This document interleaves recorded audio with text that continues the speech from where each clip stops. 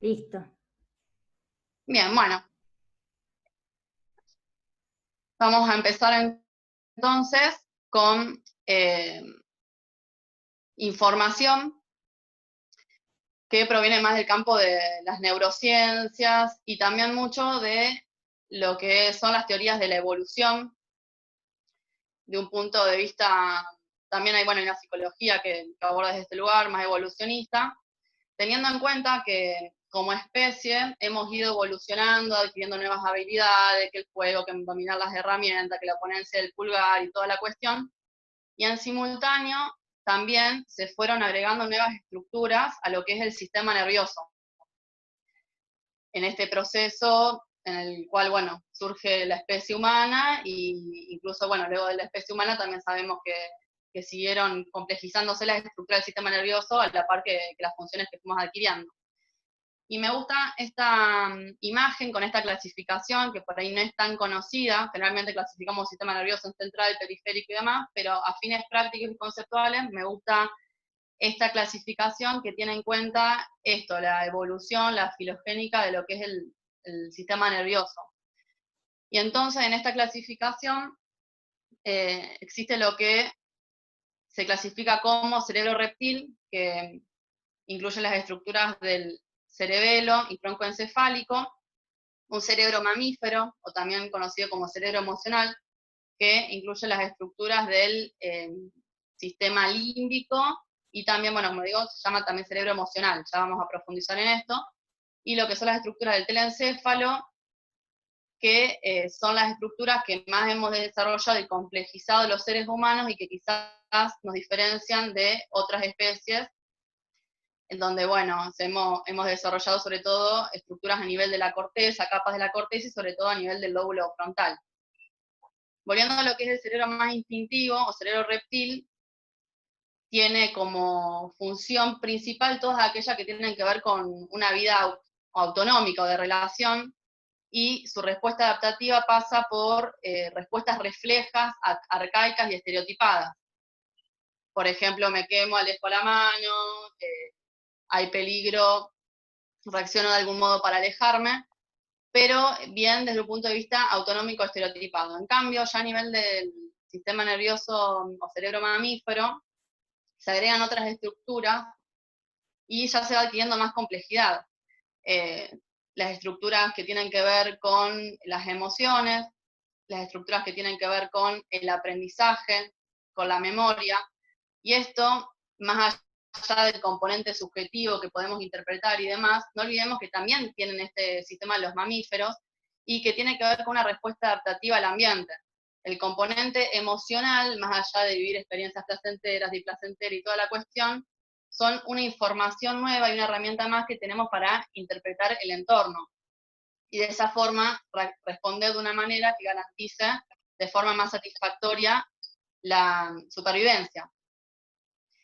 Con las estructuras que agregamos en el cerebro aquí llamado humano, que corresponde a los lóbulos cerebrales, al lóbulo frontal, la corteza y demás, ya agregamos funciones que son bastante más complejas, que tienen que ver con la planificación, estrategias, también en cierta forma regular ese cerebro emocional, porque en el contexto que vivimos y que fuimos en cierta forma ganando espacio los seres humanos, no nos llevaría a la supervivencia a reaccionar de un modo u otro.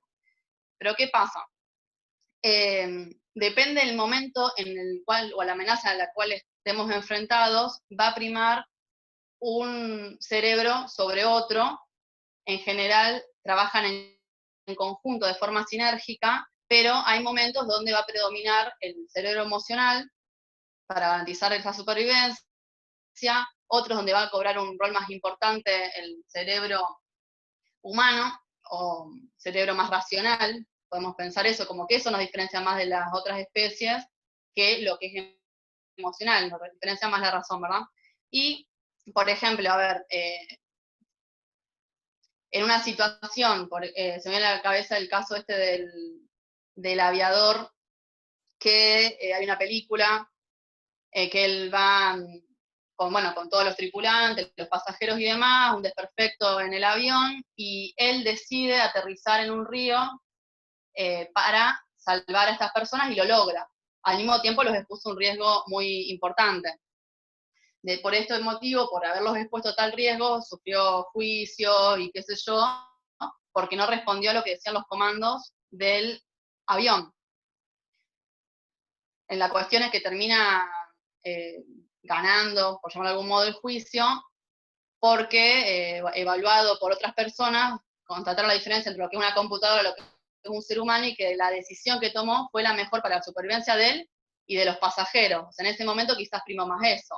Distinto es si nos encontramos en, no sé, en una situación cotidiana que nos puede dar miedo, por ejemplo, un robo y demás, que se van a activar otros mecanismos más desde el punto de vista automático, más tendiendo al arcaico, para que respondamos con la lucha, la huida, o bueno, todas estas funciones que conocemos, y que no solamente incluyan lo que es el cerebro emocional o el sistema límbico, sino que se activan cascadas neuroendocrinas y de señales que todo el cuerpo se pone en marcha de determinado modo. Acá se resaltan algunas estructuras que son propias del sistema límbico. La amígdala, cumpliendo un rol fundamental con esta clase que es el miedo. El hipocampo, el hipotálamo, que articula mucho esta cuestión neuroendocrina con la emoción, el tálamo, donde se reciben toda la información que proviene de todos los sentidos, para luego ir a corteza, el cíngulo anterior, y bueno, todas estas estructuras que ya hemos conocido, porque mucho de nuestro estudio de las bases de las patologías y también del funcionamiento de lo que es la conducta humana y tantas, tienen por ahí la explicación neurocientífica en estas estructuras. Pero como dije antes, actúan de forma sinérgica, y esto se explica por diferentes jerarquías. Depende de la situación a la que estamos expuestos, predomina uno y otro, y en este predomina uno y otro se involucra, por ejemplo, qué área va a ser más irrigada que otra. Sabemos que la redistribución del flujo sanguíneo se modifica en el cuerpo ante una situación de amenaza, priorizando las extremidades, por eso por ahí nos ponemos pálidos en la cara, la respiración se acelera, bueno, toda la cuestión. Y esto también, esta distribución de flujo también se produce de manera diferente ante una amenaza en el cerebro, va a ir más a lo que es el cerebro emocional, y también hay jerarquías neuronales. Sabemos que desde la corteza descienden vías que en general tienden a inhibir a este cerebro emocional. También hay vías que son ascendentes, que van desde este cerebro emocional hacia la corteza, y son muchas más las vías que van desde abajo hacia arriba que desde arriba hacia abajo, y esto también es algo importante para tener en cuenta a la hora de pensar en las emociones, en el miedo, y bueno, lo que nos convoca en esta clase.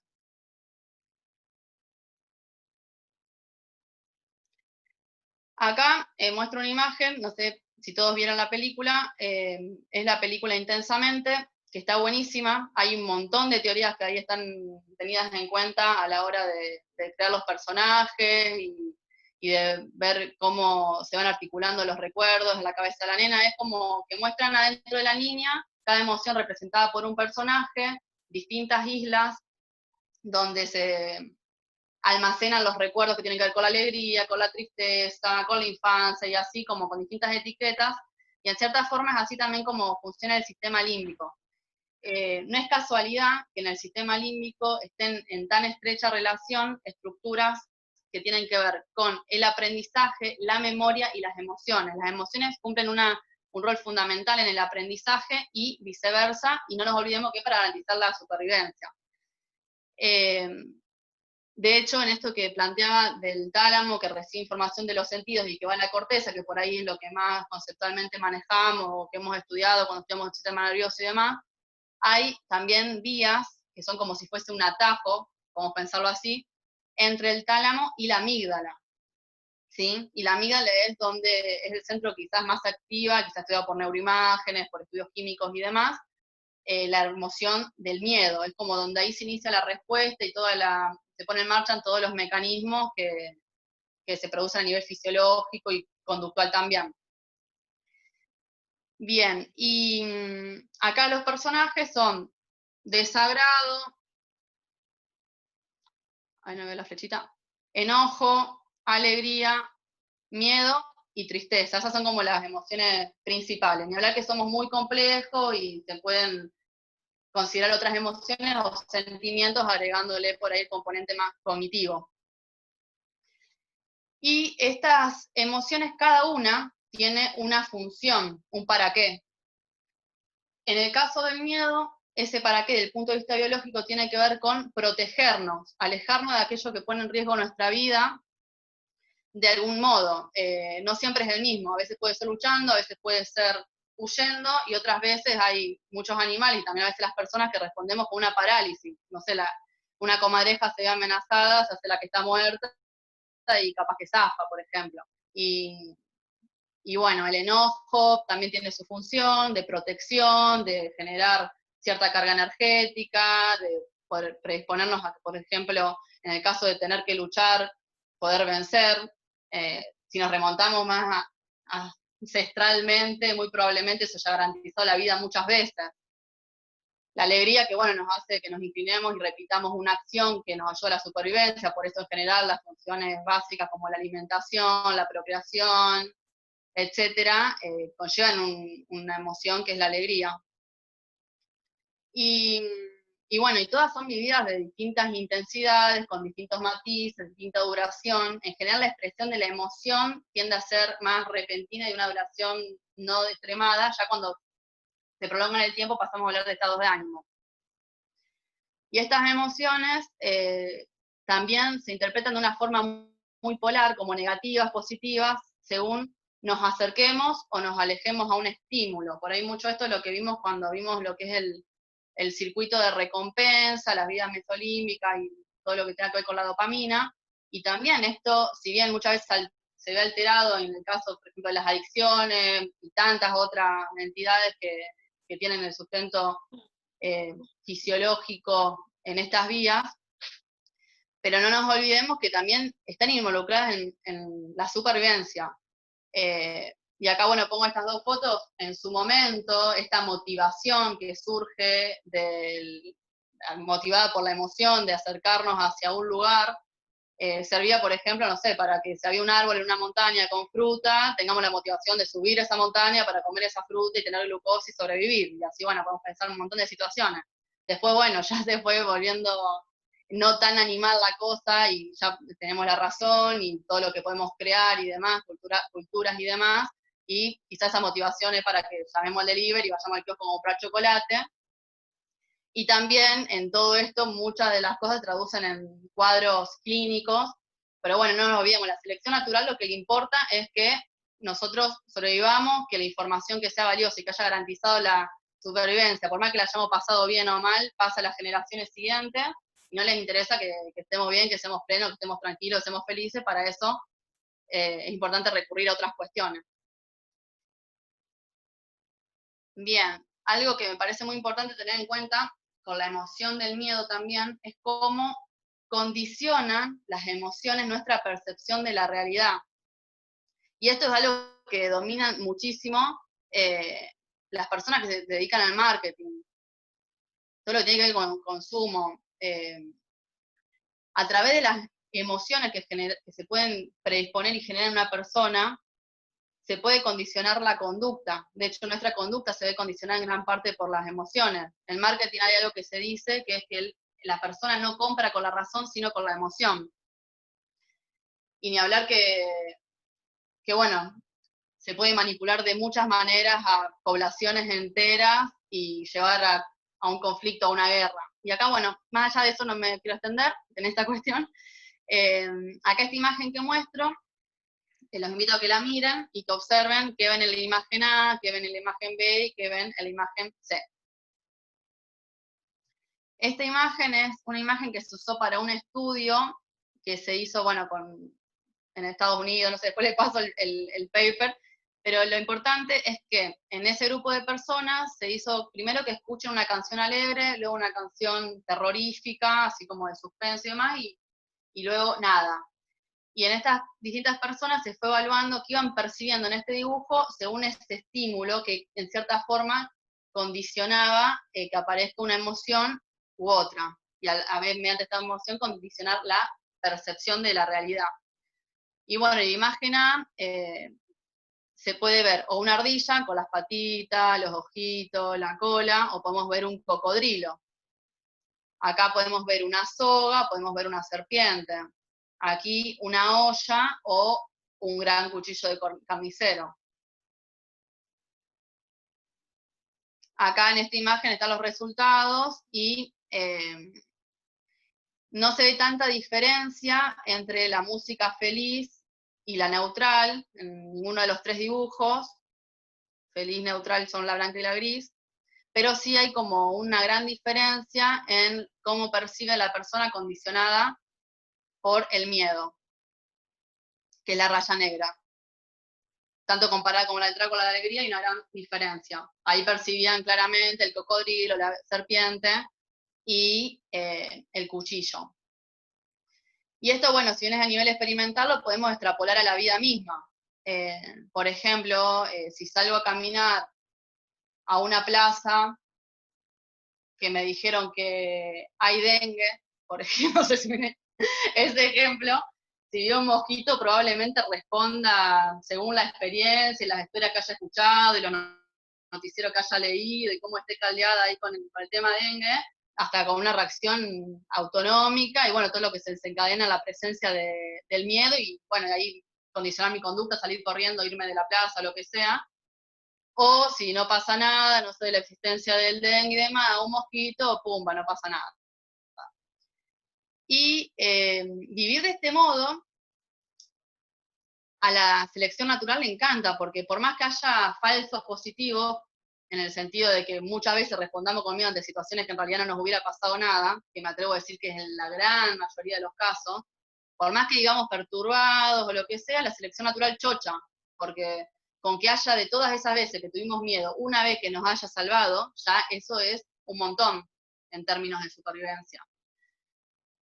Ahora vuelvo a repetir, la selección natural claramente no le importa que seamos felices y que tan condicionada nuestra vida sea por estas emociones o por esta emoción en particular que ahora es el miedo. Bien, a ver cómo vamos de tiempo. Si quieren, ahora, antes de que pasemos como una segunda parte y llegue a un punto donde quiero llegar, que hay por ahí más para pensar la clínica y demás, me gustaría saber si alguien tiene alguna duda o algún aporte en relación a lo que vimos hasta acá y ahí podemos seguir. Total, veo que estamos bien de tiempo. Y de paso chequeo a ver si hay algo de esto que me parezca importante que no les haya dicho. Bueno, aprovechemos el chat o si no la manito. Sí, sí, igual, sí, hablen, los escucho, hay tiempo y me gustaría saber si hay una duda porque es importante por ahí conceptualmente si fui clara o hay alguna duda como para seguir.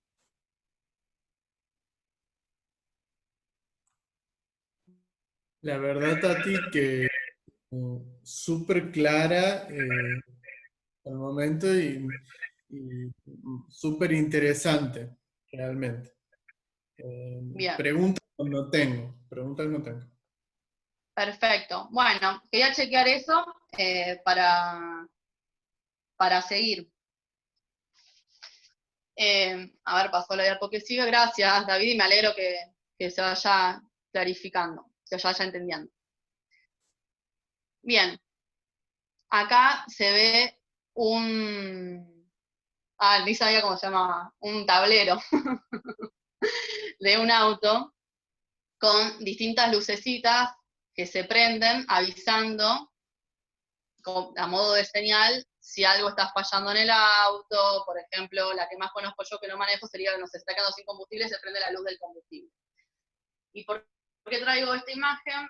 Porque me parece muy interesante un concepto y esta analogía que trae Norberto Ley, que es un psicólogo que es gestaltista, que bueno, después les puedo pasar bibliografía y es muy interesante él cómo aborda todas las emociones de un modo que me permitió a mí entender esa emoción en mi propia experiencia de ser humano y también entender a mis pacientes que por más que yo no haya vivido exactamente el miedo en esa intensidad, de esa forma o ante esa situación, el miedo sí lo experimenté. Y entonces, bueno, un poco desde ahí es que también comparto esto, por haberlo pasado por mi experiencia, no solamente como como terapeuta, sino también porque son conceptos que me resuenan y me ayudan a entender, y a mí el hecho de que me ayude a entender lo que me está pasando, también me genera más confianza y ese autoconocimiento también como otra posición frente a lo que me esté sucediendo. Esta analogía del tablero, hace la analogía entre el tablero y lo que son las emociones. Él compara a las emociones que vamos experimentando con las lucecitas del tablero, en el sentido que se prenden cuando hay algún problema. En el auto se prende la luz del combustible cuando nos estamos quedando sin combustible. Bueno, ¿qué hay que hacer en este momento? A, ir a cargar combustible. B, romper la luz, que no haga más ruido porque nos molesta. Bueno, C, las dos son correctas. Bueno, más allá de esto, generalmente, bueno, vamos a cargar combustible. Y en la analogía que dice que las señales que nos da el organismo cuando hay algún problema se dan a través de las emociones, de las sensaciones y demás.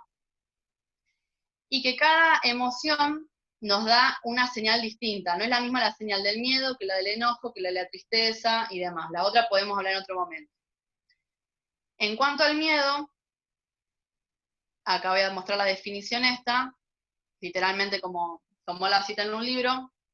Él dice que el miedo es una valiosísima señal que indica una desproporción entre la amenaza a la que nos enfrentamos y los recursos con los que contamos para resolverla.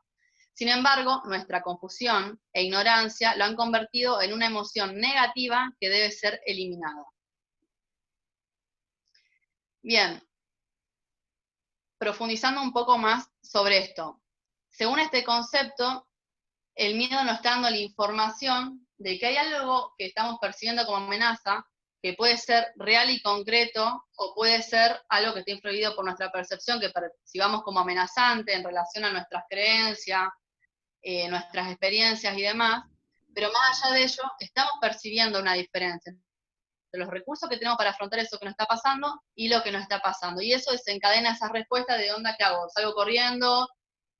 Me quedo perplejo y evalúo, calibro cómo puedo responder y demás.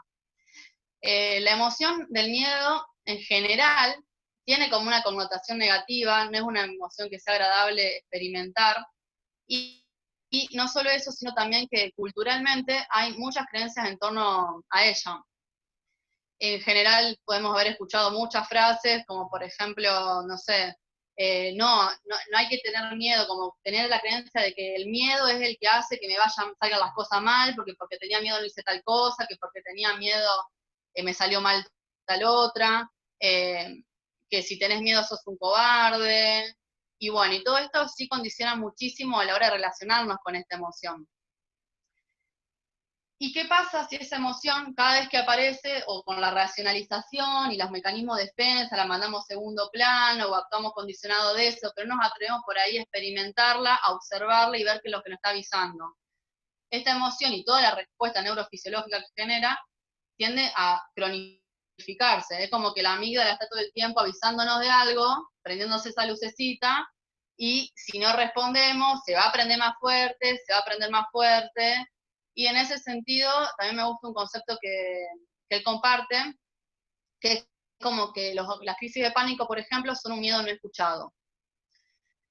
Y en mi experiencia, muchas personas que escuché que han cursado con ataques de pánico relatan cosas como extrañas de esta crisis, por ejemplo, diciendo, me resulta raro que cuando me pasó esto, me pasó lo otro, me separé, mamá, no sé, toda la cuestión, no me pasó nada, y ahora que estoy tranquila, me aparecen las crisis de pánico.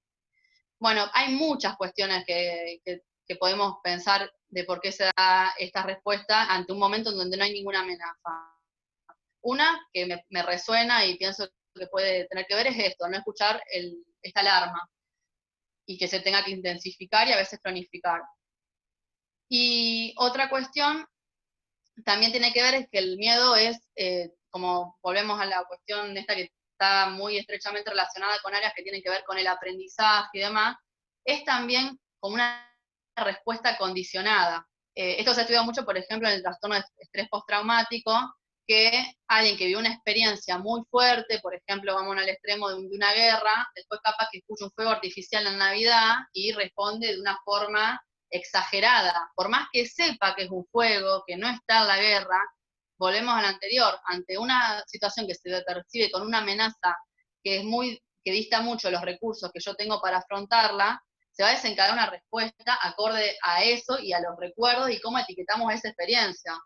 El cerebro etiquetó ruido de bomba, ataque, lucha, huida, la cuestión, después escucha ese ruido y responde de la misma manera. Y volvemos al mismo punto de que a la selección natural no le interesa que seamos felices, sino que respondamos. Y si yo zafé de la guerra desencadenando toda esa cascada de reacciones fisiológicas y demás y estoy viva, genial. No importa si la paso mal en Navidad. Y bueno, y a esto se agrega mucha complejidad. ¿En qué sentido? Los animales perciben la emoción, responden y ya. Los seres humanos, al también tener un cerebro racional, se ponen en juego toda esta cuestión de las creencias y demás, y lo que también plantea este autor, que es como una reacción secundaria al miedo o a cualquier emoción. Nosotros sentimos miedo y no, encima como si no fuese suficiente experimentar miedo, podemos agregar, por ejemplo, vergüenza, de cómo puede ser que yo tenga miedo al agua, me da vergüenza contarlo, no sé, o más miedo a tener miedo. En el ataque de pánico se genera mucho esto del miedo al miedo, y del miedo, bueno, sobrecargado a la muerte y toda la cuestión ahí que aparece, pero porque en cierta forma no es casual que se perciba el ataque de pánico, por más que no haya nadie con un cuchillo al lado queriéndote matar, como miedo a la muerte, sino que en ese momento está totalmente priorizado en esta jerarquía lo que es el sistema, el cerebro emocional, y en ese inconsciente sí estamos salvándonos de la muerte con esa respuesta. Bien, a ver si había algo más que quería compartir de esto. Por ahí son muchas cositas y... Bueno, también este autor, no, creo que ya les vomité todo. Bueno, no, este autor, entonces como me gusta porque es como que desestigmatiza un poco esta emoción. A mí particularmente me ayuda mucho a mi proceso personal el verlo de esta manera, no como un enemigo o algo a destruir, sino algo que escuchar como una señal. Y también me sirve para saber qué estoy, en dónde, desde qué lugar y hacia qué lugar estoy interviniendo cuando intervengo en relación a estos cuadros. Y también me sirven mucho estas herramientas para compartir con los pacientes esta información, porque es información que en cierta forma les puede servir para entenderse y posicionarse de otra manera con lo que le está pasando. Por ejemplo, la semana pasada, una chica, muchas de las preguntas que fueron en una primera entrevista tenían que ver con que esto es normal, que la enfermedad, que lo normal o no normal, y en cierta forma, no, por más que podemos hablar de cuadros clínicos a tratar y que esto llegue a un extremo tremendo, no estoy diciendo que eso no sucede y que no medite un abordaje acorde a esa intensidad, pero qué diferente vivir esto como estoy fallada, se me rompió algo en la máquina y por eso tengo ataque de pánico, que quizás legitimar ese sufrimiento, ese miedo que se vino experimentando a lo largo de esta vida, que quizás no se escuchó en muchos casos, ¿no? Aquí caso a caso, y ver esto como una señal a atender y a trabajar. Porque por eso me gusta mucho esta definición, o sea, si sé que me está avisando que hay una situación que me resulta amenazante, bueno, primero trabajar quizás qué tan amenazante es, si es un riesgo real o que proviene de una percepción imaginaria condicionada por algunas creencias y demás, qué diálogo interno tengo, porque muchas veces estas acusaciones y estas vocecitas de que si sos cobarde y que esto y que lo otro son internas, y generalmente cuando hay un aspecto muy miedoso, también hay un aspecto que es muy amenazante, muy descalificador, que genera que ese aspecto miedoso no sea escuchado, y bueno. Y bueno, entonces desde el punto de vista psicoeducativo me parece muy útil la herramienta, y también a la hora de tratar también me hace pensar mucho en lo que es el tratamiento psicofarmacológico. Me parece importante transmitirle a la persona a la hora de dar un psicofármaco qué es lo que estamos tratando a nivel sintomático con ese fármaco, ya que estamos trabajando sobre esta señal que en cierta forma tiene una función adaptativa al ambiente, que a veces llega a ser tan desproporcionada que se convierte en un cuadro clínico, pero es muy distinta la posición de que si solamente pienso que el ataque de pánico se va a curar, ya sea con la medicación o con la terapia, porque también la terapia puede estar enfocada a que se vaya el miedo, curemos el miedo, o a entendamos el miedo, qué me está avisando, y demás.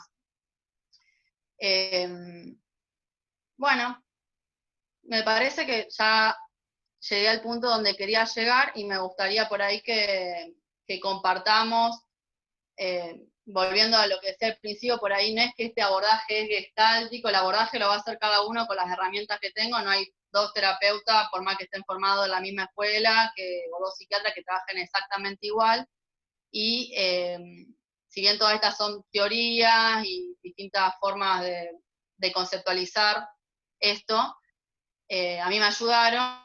Quisiera conocer por ahí si ustedes conocen algún otro autor o en base a su experiencia, qué les parece, qué les resuena de esto que estuve compartiendo.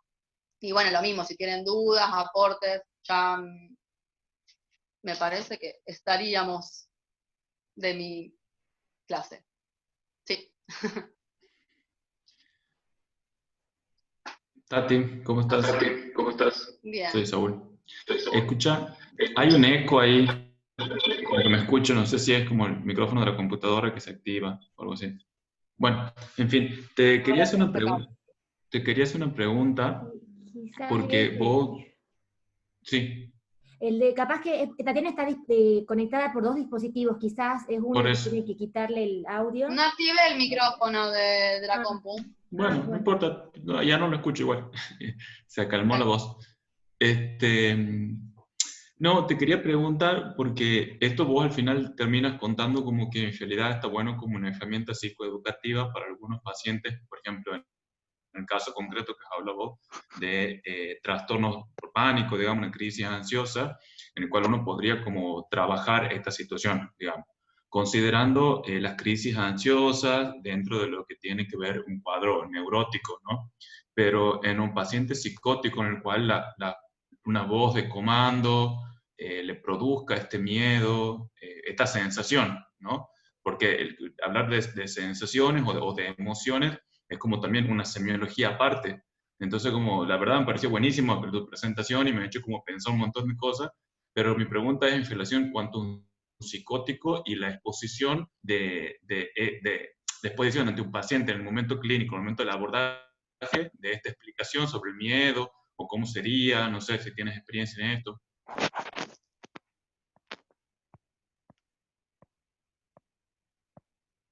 Bien. Sí, quizás suena más pensando el paciente neurótico, pero tampoco nos olvidemos que todo esto, más que nada, todos tenemos el mismo cerebro, todos tenemos el mismo sistema límbico, más allá de que tengamos distintas estructuras psíquicas, las emociones las sentimos todos por el simple hecho de ser humano, más allá de la estructura psicológica, más allá del coeficiente intelectual. Esta parte me parece interesante tenerla en cuenta. Quizás lo que pienso que es diferente, y sí lo he tenido en cuenta a la hora de trabajar con pacientes de estructura psicótica, es la forma de intervenir.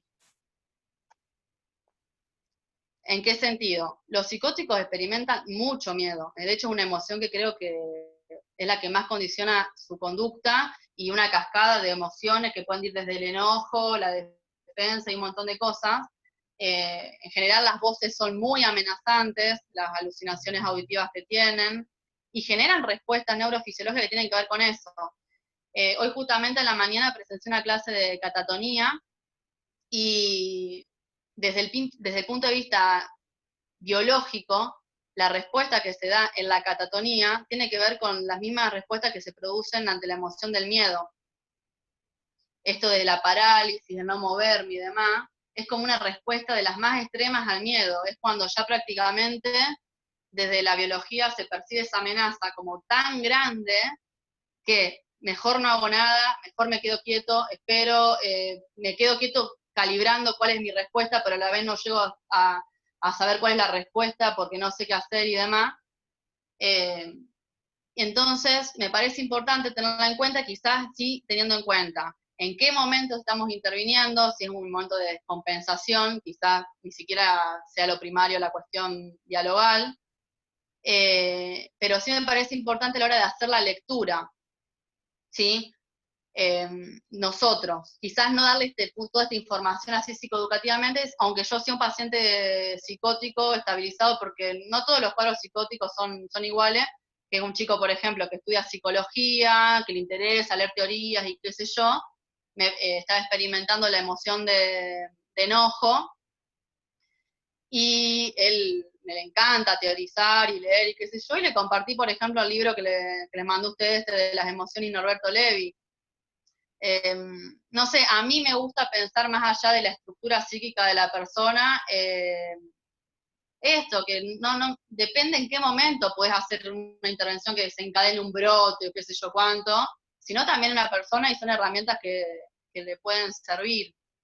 Pero sí sería cuidadosa por esto de lo mismo, no sé, cuando hablamos de técnicas de mindfulness y demás, que trabajan mucho con la emoción, la observación de la emoción, la observación de la sensación y demás, quizás sí es verdad que no están descritos mucho en cuadros psicóticos, tampoco mucho en cuadro border, pero por ejemplo, en el caso de los pacientes de estructura border, sí se trabaja de este modo, quizás no se posiciona tanto la identificación desde el lado de la observación para no predisponer a una despersonalización, pero sí conectando con el aquí y ahora. Por ejemplo, un paciente psicótico que querés atraer a la realidad, al cuerpo, hay muchas teorías de lo que es la terapia corporal que tienen con traer conciencia a las piernas, a la pisada, a que estoy acá, a que veo tal color, sentir fuerza, por eso también a veces les ayuda mucho al traerse al cuerpo y no irse por ahí en el mundo de las ideas, el tema de la actividad física.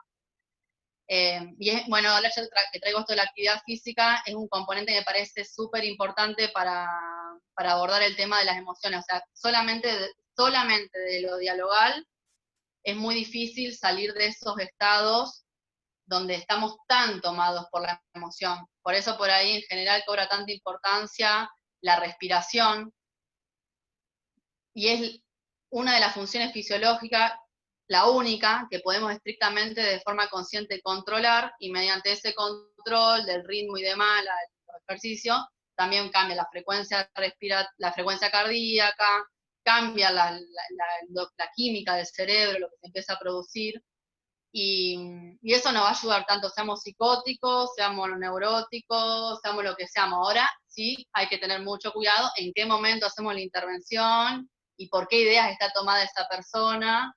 Eh, pero bueno, esa es mi impresión, no encontré nada que haya hablado estrictamente de esto, desde la psicosis.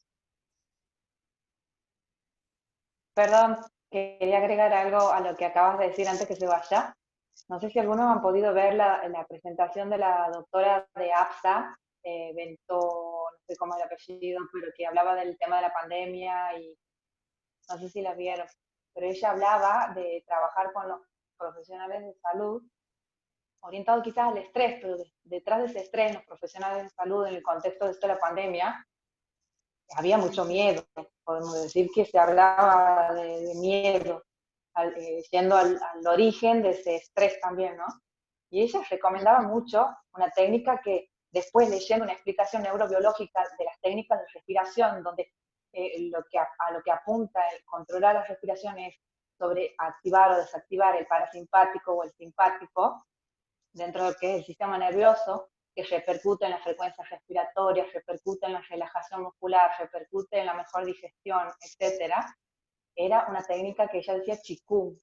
Yo digo, ¿qué es eso?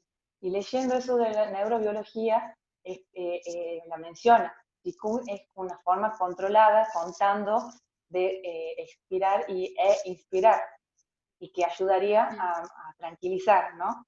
Entonces, es algo que se lo está viendo, que bueno, estamos conectados hoy con el Ateneo que dio Diego en Santiago sobre la tatonía, donde también habló del tema del temor, que lo mencionó Tatiana recién, como cuadro extremo a lo terrorífico de las alucinaciones en algunos casos.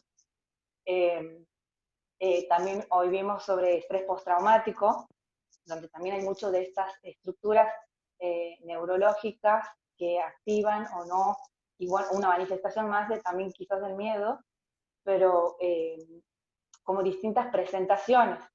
Y va a depender mucho de las presentaciones del miedo, más allá de la estructura, también que podamos qué abordaje podamos hacer o de dónde comenzar, porque una cosa puede llevar a otra también, quizás empezar con el farmacológico y terminar una técnica de respiración o al revés, ¿no? De una. Quiero compartirle algo, pero ahora sí me gustaría que saque la grabación porque ahora me doy cuenta que estoy hablando de paciente